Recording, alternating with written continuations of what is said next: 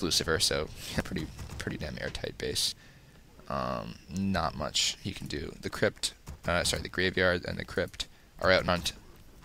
One thing I would say from there, I don't like having the altar out in front if you're. I think that's a huge risk, because orcs love to go raiders, they love to go laser, they love to go hex. That means there's going to be hero kills, and if they get a hero kill and the altar's out in front, 900 HP, it dies pretty quickly to a little focus fire from raid.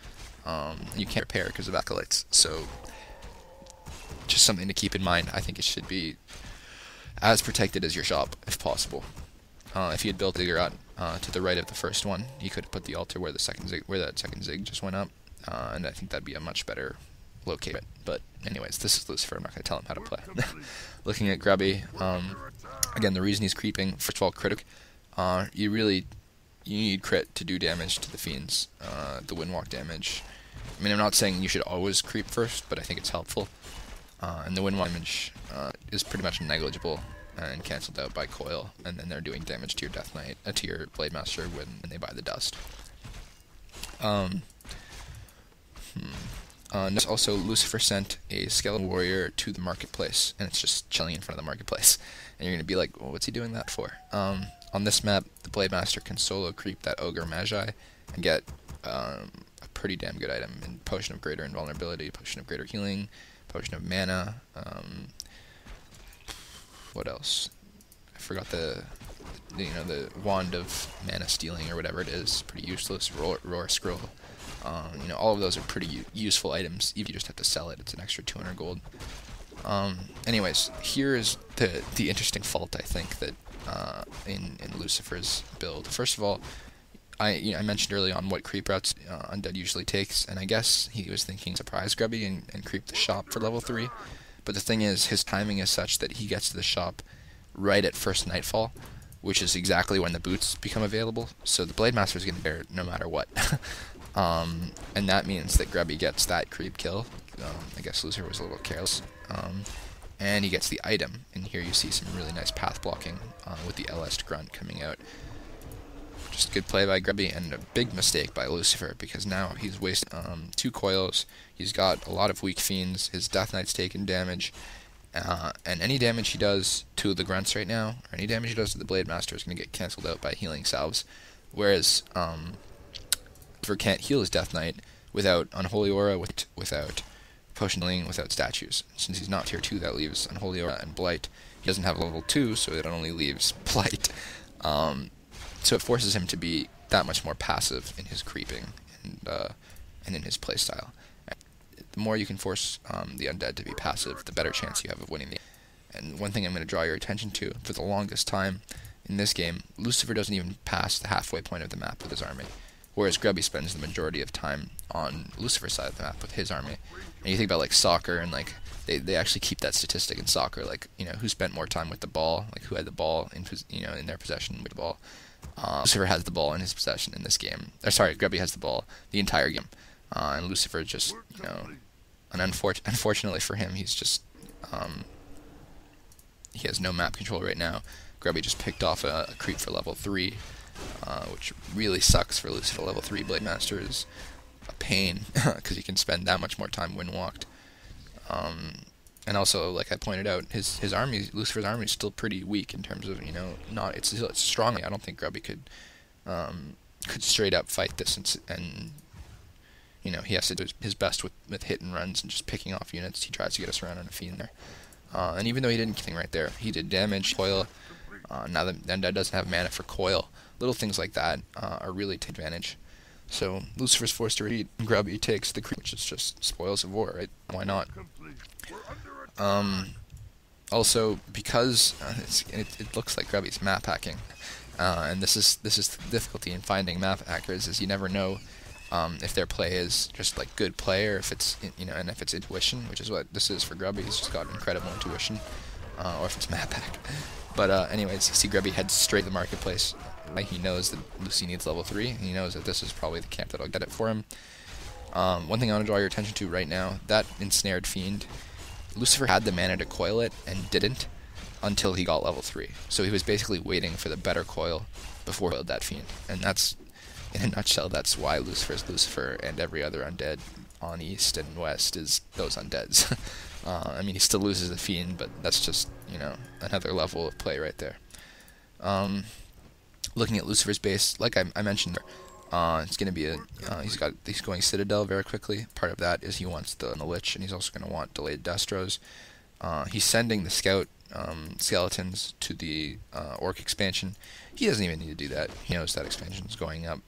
I guess the point of sending them is to know if it's up or not already. But you know the game well enough at this point. If you're Lucifer, and even if you're me and I'm playing, if I was playing Undead, I would know if I've been this badly controlled in the early game. There's an expansion going up.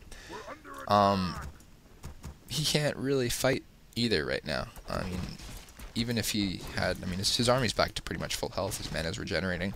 He's been forced to burn a port, which means that unless he rebuys that town portal, which is 350 gold, he can't really leave his base until he's got a good. I mean, he can leave his base, but he can't, go to the Orc expansion because there's the huge chance that his whole army is going to get ensnared and killed.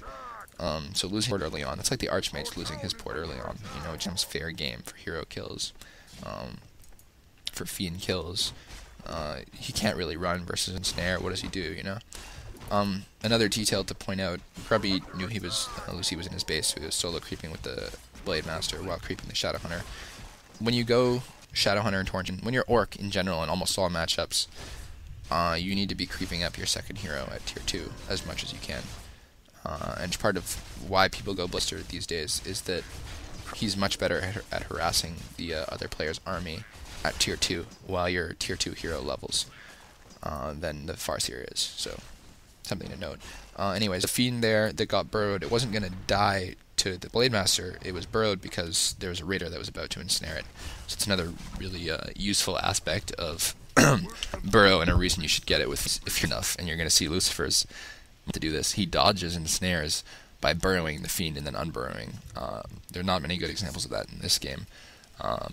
In other games, if you watch him play, he's a very, very, very good undead player, and there's no cooldown on burrow, or very, very little cooldown, basically, just the animation time. So burrow, the ensnare misses, and then you unburrow. And I've seen him, the nets in midair, and he still manages to do it. He's, pretty incredible play by Lucifer, and just another trick that undead players should have in their repertoire. Anyways, talking to the game now. Grubby has not managed to get the level 3 Shadow Hunter. And even though he has 2 Kodos coming out near his expansion, he probably can't fight the undead, to be honest. He can't. I mean, he could, and it would probably be, he'd take heavy losses, whereas the undead would get extra hero levels, and he would take losses too, don't get me wrong, but Grubby's expansion hasn't kicked in, and their armies that I would say lose better right now. So Grubby makes a really good decision, and some other players don't learn how to do. He goes to hit Lucifer's base, and the theory behind this is that Lucifer's army is all piercing, mainly, right? He can't take down this expansion with a piercing army, because the piercing damage army, because the expansion is fortified. Whereas Grubby, on the other hand, raiders, siege damage, net to stop repair. There's nothing that Lucifer can do short of town portaling to save his base. So what Grubby just did, he traded port for port. But in the process, he saved expansion, and he did some damage to Lucifer, who now has 42 of 40. Also, looking back to the expansion, you'll notice one of the trees is darkened. When Lucifer ported, he put one of the ghouls to mine lumber on the tree. I don't think that was an accident. I think what he was doing, peons and ghouls and acolytes and blah that are repairing or mining don't end up in town portal. They stay behind. And I think his goal with that ghoul was to harass the orcs in that expansion, at the expansion with that ghoul. Unfortunately, Grubby ported to his expansion, so that didn't work out too well. But another little thing, a little tip: if you're in that situation as undead, leave 1 or 2 ghouls. Probably 1 is better, by having them mine, and that way they can at least do some damage to the peons. Anyways, because orc players like me would just double-click town portal and they'd end up at their town hall and not at their expansion. Anyways, now looking at the foods. 61 for Grubby, 42 for Lucifer, and this is part of what makes this matchup so difficult for Orc. Is, let's say I didn't have Grubby's micro, because I obviously don't have Grubby's micro, and the end doesn't have Lucifer's micro. I can still rely on this abuse of timing. I can do hit and runs. I